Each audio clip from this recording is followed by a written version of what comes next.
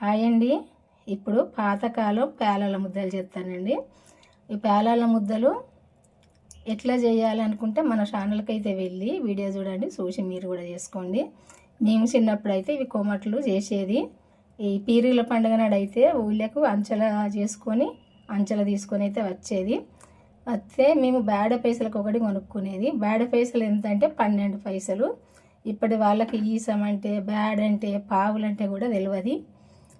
అయితే అప్పుడు బేడ పైసలకు ఒకటి అరిసెలు కానీ ఈ పేలాల ముద్దలు కానీ చేసుకొచ్చేది, కొనుక్కొని అయితే తిందుము.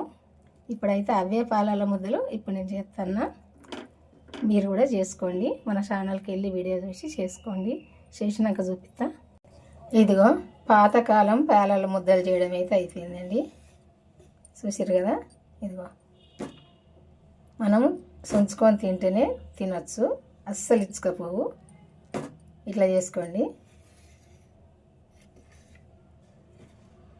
ఇప్పుడే తొందరగా మన ఛానల్కి అయితే వెళ్ళి చూడండి, చూసి చేసుకోండి. మీరు కూడా నేను ఎట్లా చేసిందో చూసి మీకు తెలిసిన వాళ్ళకు కూడా షేర్ చేయండి, వాళ్ళు కూడా చేసుకుంటారు.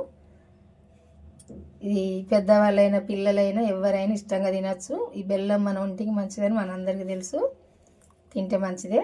రోజు ఒకటి ఇట్లా చేసుకొని ఇంట్లో పెట్టుకుంటే తినచ్చు రోజు. పాతకాలం వంటలు మంచివి కదా అని అనుకోవద్దు, పాతకాలం వంటలే మంచిది.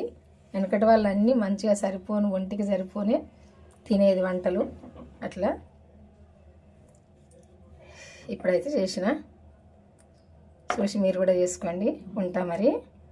మన ఛానల్ అయితే సబ్స్క్రైబ్ చేసుకునే వాళ్ళు ఉంటే చేసుకొని నేను పెట్టిన ప్రతి ఒక్క వీడియోకి అయితే లైక్ చేయడం అయితే మర్చిపోకండి. షార్ట్ వీడియోలైనా లాంగ్ వీడియోలకైనా లైక్ చేయండి.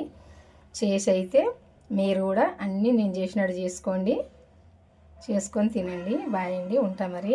మళ్ళీ వంటతో కలుద్దాము.